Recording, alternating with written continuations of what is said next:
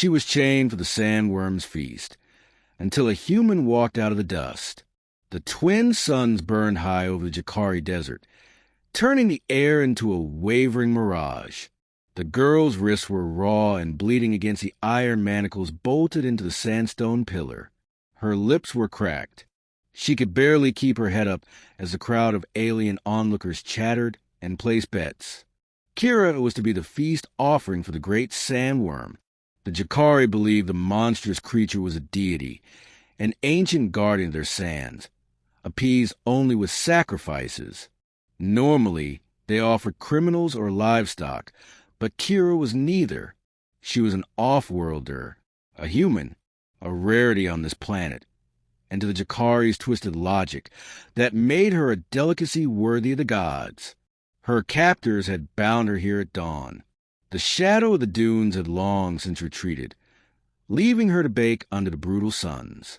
In the distance, the ground trembled in slow, deliberate pulses. The Wurm was coming. The Jakari gathered at a safe distance, their crystalline armor glittering. Their leader, a tall figure with 4 eyes and a spear tipped with a shard of desert glass, raised his hand for silence. "Behold," he said in a guttural, clicking voice, "the gods take their due." Kira didn't respond. She had no energy left. Her thoughts had turned sluggish and distant. The ground's rumble deepened into a rolling quake. Dust plumed from the horizon. The crowd shifted in nervous excitement. And then, through the shimmering heat haze, Kira saw a figure walking toward them. Not the Wurm. A man. He was tall, broad-shouldered, his clothes a patchwork of worn leather and sun-bleached fabric. A wide-brimmed hat shadowed his face. At his hip hung a battered plasma revolver. A long rifle was slung across his back.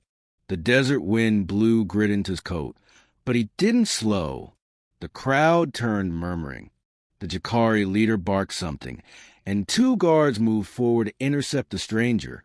They didn't make it far. The man's hand blurred to his revolver. 2 bright flashes cracked through the air, and the guards collapsed, their weapons hissing in the sand. The crowd fell silent. The man stopped a few meters from Kira. His voice, when it came, was low, almost conversational. "Guess I got here just in time." Kira tried to speak, but her throat was too dry.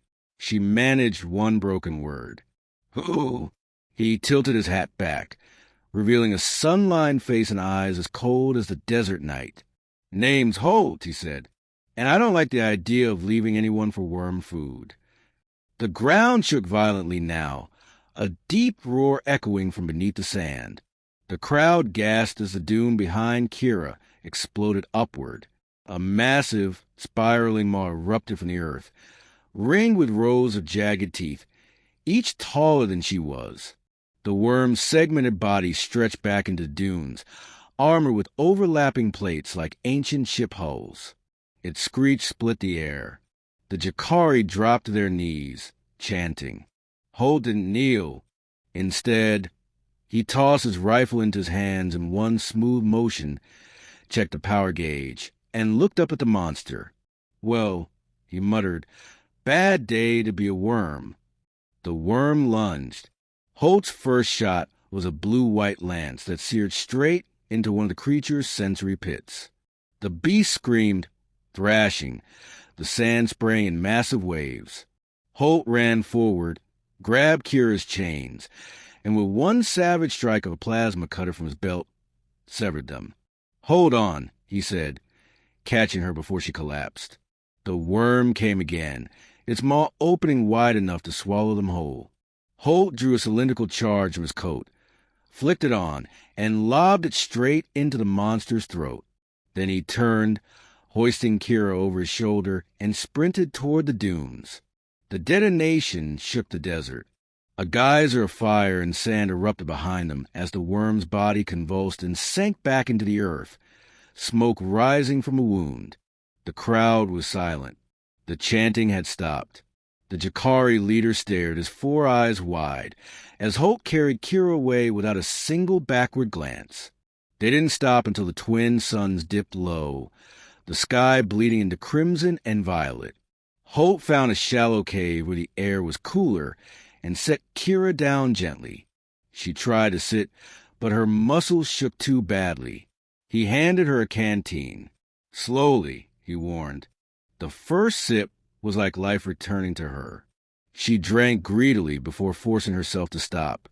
"Why?" she croaked. "Why what?" "Why save me? You don't even know me." Holt leaned back against the cave wall, expression unreadable. "Once upon a time, someone pulled me out of a hole I couldn't crawl out of. Figured I'd pass the favor along." Kira looked at him, the weight of what had just happened pressing in. "You killed a god to them." He gave a short, humorless laugh. "That wasn't a god, just a big, dumb predator with a taste for helpless things." Silence stretched between them for a moment, broken only by the whisper of wind outside. "What happens now?" she asked. "Now," Holt said, standing. "Now we get you off this rock before the Jakari decide to offer you up again. And if they come for us," his eyes hardened, "I've got more charges." By the time the stars came out, they were moving again, two figures crossing the vast desert under alien skies. One carrying the memory of chains, the other carrying a quiet promise that no one would be left with the Wurms again.